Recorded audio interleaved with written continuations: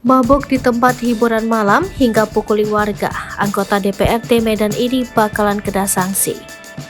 Ketua DPD Nasdem Medan, Afif Abdillah menyayangkan sikap satu anggotanya yang terbukti melakukan tindakan kekerasan dalam keadaan mabuk.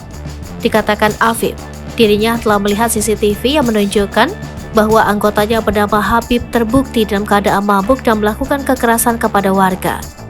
Namun, kata Afif, meski anggotanya telah terbukti melakukan kekerasan dalam keadaan mabuk, pihaknya masih menerapkan hukum asas praduga tak bersalah. Untuk itu, kata Afif, pihaknya masih menunggu hasil putusan dari pihak kepolisian. Untuk saat ini, kata Afif, karena mengedepankan asas praduga tidak bersalah, anggota tersebut masih menjadi anggota partai dan masih aktif di DPRD Medan.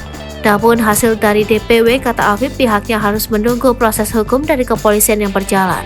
Namun jika memang terbukti bersalah, kata Afif, itu pun harus dilihat dulu dari berat dan ringannya kesalahan. Namun, kata Afif, ia beserta Nasdem lainnya menyatakan dengan tegas pihaknya menolak adanya kekerasan dan penganiayaan.